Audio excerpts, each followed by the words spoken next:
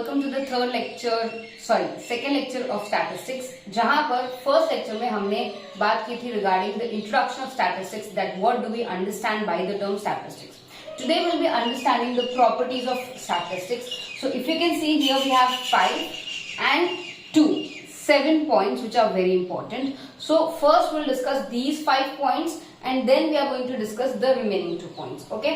So आप अगर आपने इसका पहला वाला लेक्चर नहीं देखा हो, I would highly request you or recommend you to go to that particular video. ऊपर I section पे आपको वो वीडियो मिल जाएगा. So make sure you watch that particular video before coming to this particular video so that you understand statistics in a very simple and easy manner. So statistics की कुछ properties होती हैं, कुछ विशेषताएं होती हैं जो हमें समझने की जरूरत है, right? The first one is aggregate of facts. Now, what do we understand by aggregate of facts? Statistics, जैसे आपने पढ़ा होगा in the first lecture, statistics is related to the numerical data. Data को इकट्ठा करना, डेटा को understand करना, data क्या कह रहा है उसे समझना, स्टैटिस्टिक्स, राइट? तो स्टैटिस्टिक्स याद रखना सिंगल चीजों के बारे में नहीं स्टडी करता, एग्रीगेट कंबाइंड ग्रुप की स्टडी करता है. तो स्टैटिस्टिक्स को हम क्या बोल सकते हैं? Aggregate of facts. It is not the study of individual item, it is study of aggregates, total number of facts. Okay, the next one, numerically expressed. Yes, statistics में हम उन चीजों को मेजर कर सकते हैं which we can express in a number, like KGs, kilometres, centimetres, millimetres, grams, something like that. But there are certain things which can never be numerically expressed. जैसे आप किसी की रिस्पेक्ट करते हो, राइट? तो कितनी रिस्पेक्ट करते हो आप उसको मेजर नहीं कर सकते. आप परेशान हो तो कितना परेशान हो, कितने स्ट्रेस्ड हो, you can not measure, right? उसका एक स्केल हो सकता है, एक रेंज हो सकता है, but you can literally can not express that particular feeling, that particular stress numerically. ठीक है? So statistics mainly deals with those items, those ways or those things which can be numerically expressed. So जो चीजें numerically नहीं express कर सकते, that statistics will not be able to help you out with. Okay? The next one is collected and estimated. Collected and estimated का मतलब यहाँ पर क्या है? जब भी आप डेटा कलेक्ट करते हो, ठीक है, तभी आप स्टैटिस्टिक्स को यूज कर सकते हो to understand that particular data. ठीक है? तो यहाँ पर आपको समझना पड़ेगा कि डेटा आप कलेक्ट करते हो, उसको प्रोसेस करते हो, उसको वेरियस स्टैटिस्टिकल टूल्स में डालते हो, उसका इंटरप्रिटेशन निकालते हो और उसके इंटरप्रिटेशन के बेसिस पे आप एस्टिमेशन भी निकाल सकते हो, जो कि एक एक्यूरेट एस्टिमेशन होगा, जो सिर्फ ऐसे गेस नहीं होगा. It is something very you can say educated guess और अ वेरीफाइड गेस, कि भाई अगर हम ये बोल रहे हैं तो बहुत सोच समझ के डेटा के आधार पे बोल रहे हैं. तो इसका मैं आपको एक सिंपल एग्जांपल दे सकती हूँ. सपोज आजकल बच्चे बहुत ज्यादा स्ट्रेस में हैं, ठीक है, बिकॉज पीयर प्रेशर बहुत ज्यादा है, परसेंटेज लाना है, कंपटीशन बहुत ज्यादा है. ठीक है?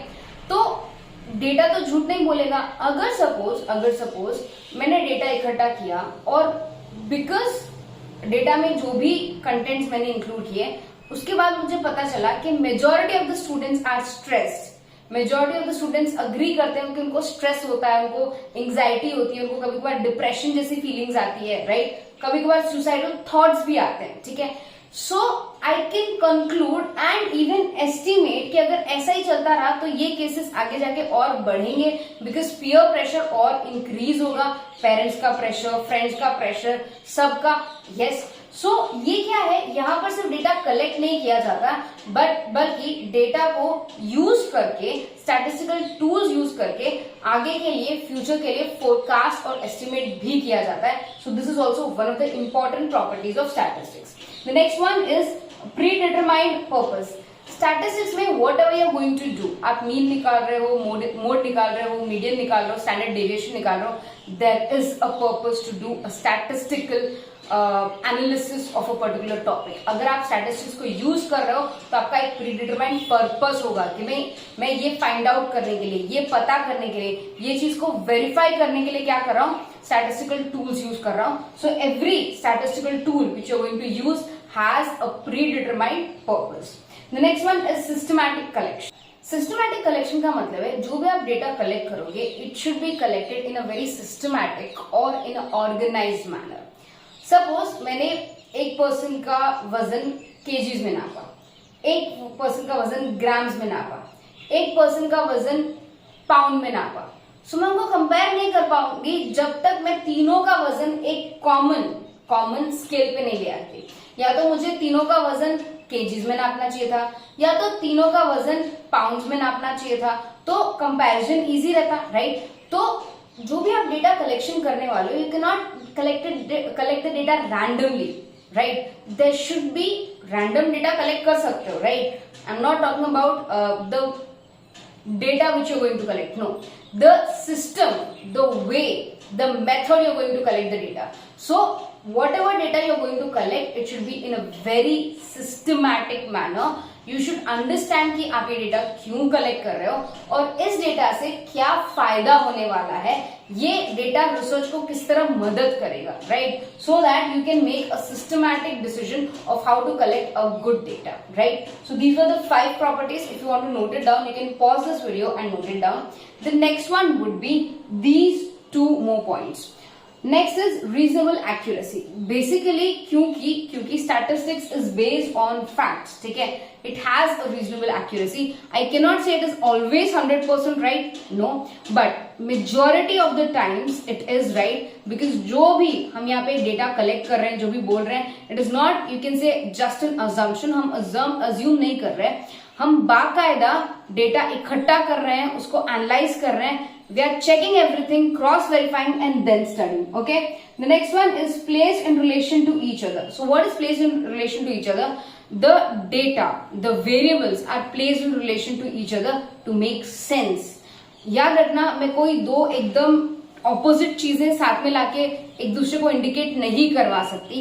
आई need to have something which is related to something, like cause and effect relationship होना चाहिए, एक वेरिएबल दूसरे से रिलेट करना चाहिए, so that we can place in relation to each other. Okay, so these were the 7 different properties of statistics which you need to remember. These is the basic or the theory of statistics.